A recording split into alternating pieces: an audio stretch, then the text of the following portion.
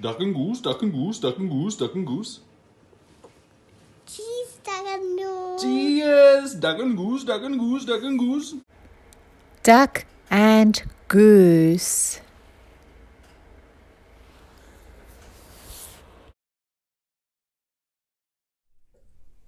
Oh my, what is that? Duck quacked. It is a big egg, of course. Goose honked. I know it's an egg, huffed Duck, but where did it come from? Goose looked all around. He thought very hard. Who are you? He asked finally. I, said Duck, am the one whose egg this is. I saw it first.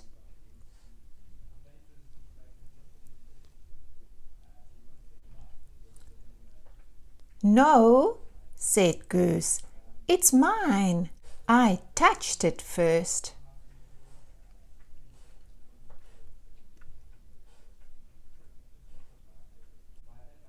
Hey, never put your dirty foot on an egg, Duck scolded. Don't you know anything about caring for eggs?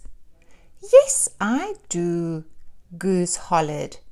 Stop yelling, Duck yelled, then whispered, don't you know that your screaming is probably disturbing the baby bird inside this egg? Goose lowered his head and whispered, I'm very sorry. Go back to sleep in there.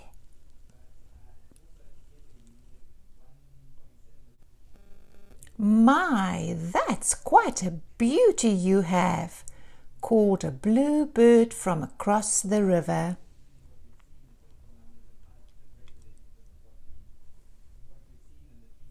Thank you, it's mine, quacked Duck. Actually, it's mine, honked Goose. Thank you. So, asked Duck, what do we do now? We should do something, suggested Goose.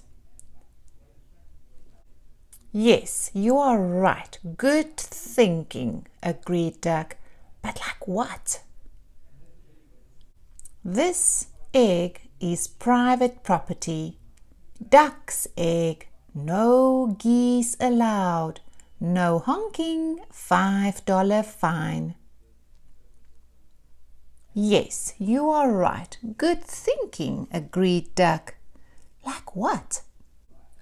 If you are a duck, keep walking.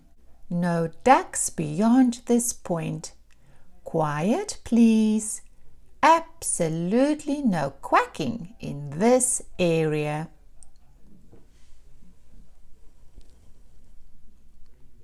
Duck and Goose each thought. We must keep the egg warm until it's ready to hatch, said Goose. Excellent idea, exclaimed Duck. He pushed past Goose. Step aside and I shall do just that. But Goose was quick too. After a flurry of fussing and grunting and groaning, slipping and sliding, and honking and quacking, Duck and Goose found themselves back to back. Scoot over, I don't have any room, complained Duck. Shh. Goose hushed, pointing at the round thing beneath them. Yes, we mustn't disturb the little one, Duck whispered. And so they sat very still and very quiet, waiting. For a long time they waited. I I'm going to teach this baby bird to quack like a duck. Duck quacked. Well, I'm going to teach it to honk like a goose. Goose honked back. I am going to teach this baby bird to waddle. Goose added. So am I, Duck said. I am going to teach this baby bird to swim, Duck said. Me too, said Goose. They shared breadcrumbs while Goose taught Duck to honk. As the sun set, Duck taught Goose to quack. Let's teach our baby to fly, said Goose. Good idea, said Duck. Together they waited until... Did you feel that, Duck? Yes, it's time, Goose, it's time, Duck squawked.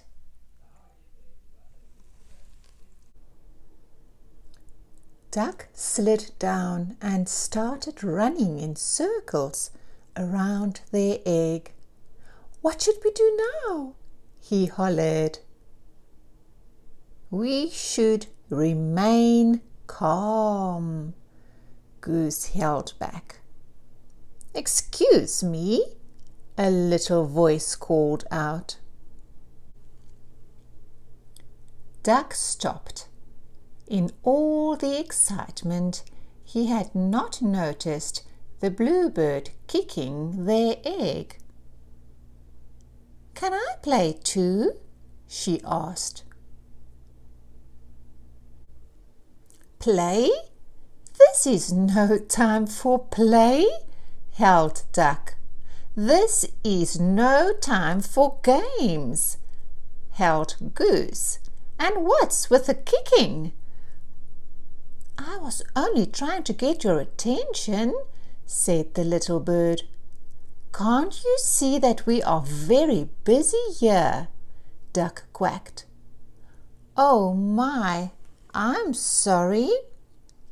I was just hoping I could play with your ball, said the bluebird.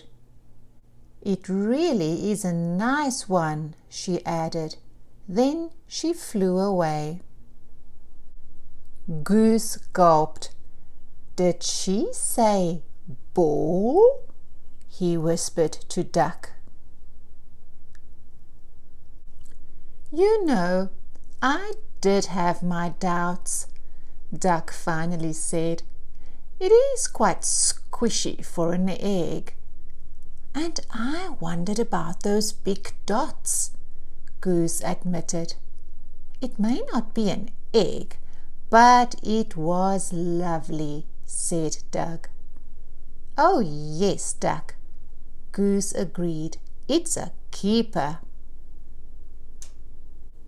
Later, as they played in the meadow, Goose quacked and Duck honked, and the ball bounced, rolled, and sometimes even flew.